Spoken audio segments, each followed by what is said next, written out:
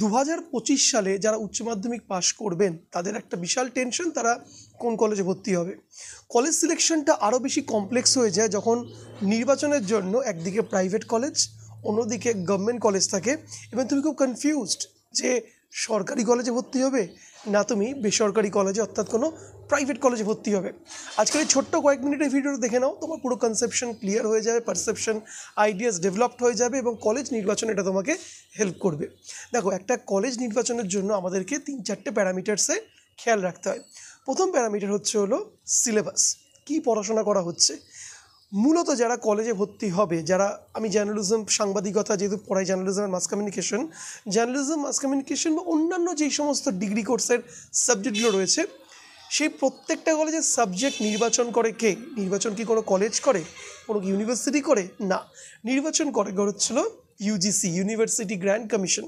তাই তুমি ক্যালকাটা ইউনিভার্সিটিতে পড়ো জার্নালিজম নিয়ে, তুমি স্টেট ইউনিভার্সিটিতে পড়ো, তুমি বর্ধমান ইউনিভার্সিটিতে পড়ো, অথবা তুমি কোনো প্রাইভেট কলেজে পড়ো, সিলেবাস কিন্তু ইউজিসি দ্বারাই অ্যাফিলিয়েটেড হয়।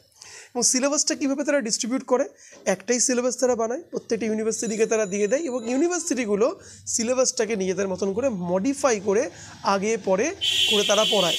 তাই সিলেবাসের দিক থেকে তুমি যদি দেখো তাহলে প্রাইভেট ইউনিভার্সিটি এবং সরকারি ইউনিভার্সিটির সিলেবাস কিন্তু 99.9998% অলমোস্ট সেম থাকে, কারণ প্রত্যেকটাই ইউজিসি অ্যাফিলিয়েটেড সিলেবাস তারা পড়াশোনায়। মানে এটা কিন্তু নিজের ইচ্ছা বা খোলামকুচি নয়, আমি আজকে এটা পড়িয়ে দিলাম, কালকে আমি ওটা পড়িয়ে দিলাম।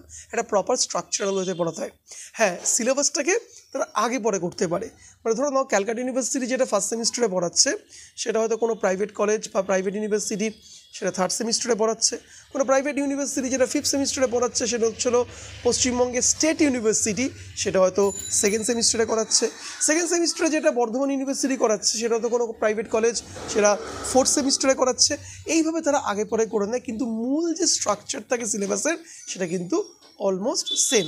আমি কতগুলো এক্সাম্পল দিয়ে বোঝাই। ধরে নাও জার্নালিজমের বিভিন্ন সাবজেক্টস রয়েছে, যেগুলো ফটোগ্রাফি রয়েছে, আমাদের ফিল্ম স্টাডিজ রয়েছে, গ্লোবাল মিডিয়া অ্যান্ড পলিটিক্স রয়েছে, রিপোর্টিং এডিটিং রয়েছে, রেডিও জার্নালিজম রয়েছে, রাইট, কনস্টিটিউশনস রয়েছে, there are different প্রেস ল রয়েছে। এই যে ডিফারেন্ট সাবজেক্টসগুলো, এগুলো কেউ আগে করাচ্ছে, কেউ পরে করাচ্ছে।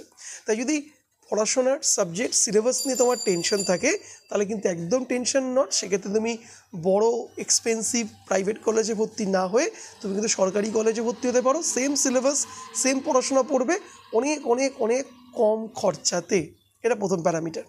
প্যারামিটার নাম্বার 2, প্যারামিটারটা হলো তোমার facilities of placement, facilities of campusing.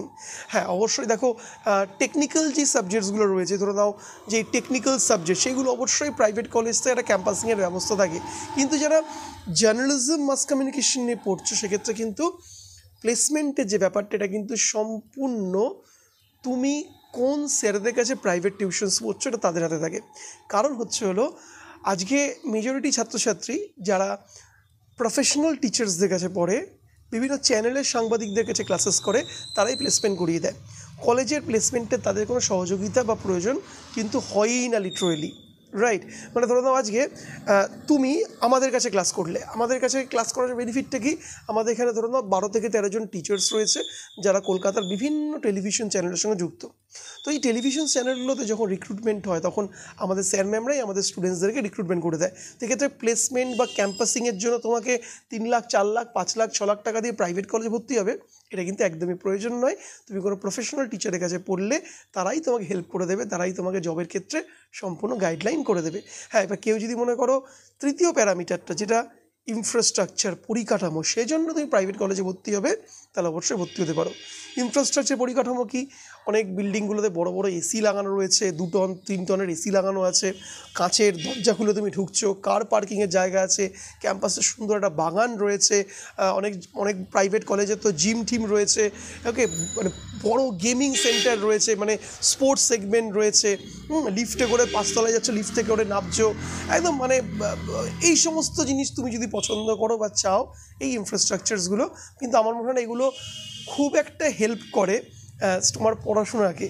পড়াশোনাতে এটা খুব একটা হেল্প করে না, এটা তোমাকে হয়তো মানে একটা ভালো এনভায়রনমেন্ট দেবে, বা যার জন্য তোমাকে পয়সাও দিতে হচ্ছে, ভালো করে বোঝো। কোনো ফেসিলিটিস, কোনো ইনফ্রাস্ট্রাকচার সেটা কিন্তু কোনো ইউনিভার্সিটি বা কলেজ নিজের জ্ঞাটের পয়সা থেকে করে না, তোমার বাবার পয়সা বা তোমার পরিবারের যে অর্থ তোমার থেকে নিচ্ছে অ্যাজ আ ফিস সেখান থেকে ঘুরছে। তাই এটা হচ্ছে বেসিক ডিফারেন্স একটা প্রাইভেট কলেজ, একটা গভর্নমেন্ট কলেজ। মূলত জার্নালিজম সেগমেন্টে, আবার বলছি মূলত জার্নালিজম মাস কমিউনিকেশন নিয়ে যারা পড়তে চাইছো তাদের ক্ষেত্রে সরকারি কলেজে ভর্তি হবে না, গভর্নমেন্ট কলেজে ভর্তি হবে না, প্রাইভেট কলেজ ভর্তি হবে, এই নিয়ে যারা কনফিউশন ছিলে তারা কিন্তু চোখ বন্ধ করে সরকারি কলেজে ভর্তি হতে পারো।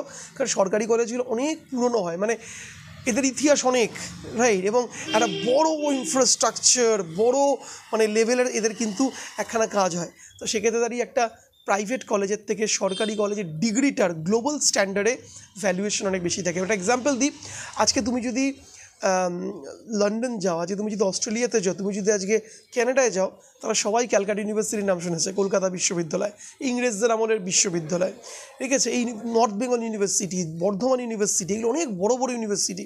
স্টেট ইউনিভার্সিটি হচ্ছিল ক্যালকাটা ইউনিভার্সিটিকে ভাগ করে স্টেট ইউনিভার্সিটি করা হয়েছে, মানে যেটাই ক্যালকাটা ইউনিভার্সিটি সেটাই state university. Calcutta university state university একটাই ছিল, ক্যালকাটা ইউনিভার্সিটিকে ভাগ করে 50% স্টেট ইউনিভার্সিটি করে দেওয়া হয়েছে। তাই এই কলেজগুলোর, এই ইউনিভার্সিটিসগুলোর কিন্তু অনেক পুরনো, অনেক বেশি নাম। বাট দ্য প্রাইভেট ইউনিভার্সিটিস বা প্রাইভেট কলেজগুলো রয়েছে এগুলো কিন্তু নতুন, হয়তো 4 বছর হয়েছে, কোনোটা 5 বছর হয়েছে, কোনোটা 7-8 বছর হয়েছে হয়তো ম্যাক্স টু ম্যাক্স। এই ইউনিভার্সিটিগুলো দেখাবো যাদের মানে বহু বছরের পড়ানোর এক্সপিরিয়েন্স, আর যাদের 3-4 বছর, 5 বছর, 6 বছর পড়ানোর এক্সপিরিয়েন্স, তো কাদের ক্ষেত্রে গেলে তুমি বেশি বেনিফিট পাবে।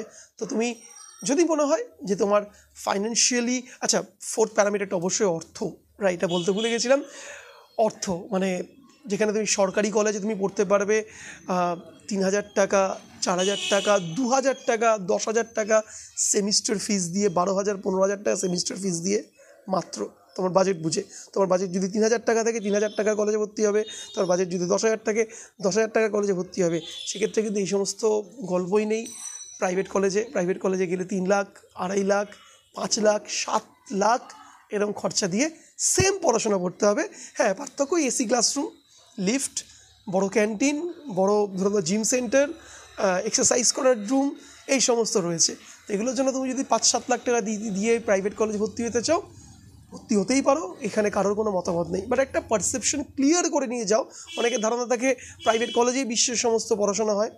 এত বড় বড় ঋষি মনীষীরা যারা সরকারি কলেজে পড়েছে তারা কী করে হলো, সফলতা কী করে তারা পেলো? তারা তো সরকারি কলেজ থেকে পড়েই তারা পেয়েছে।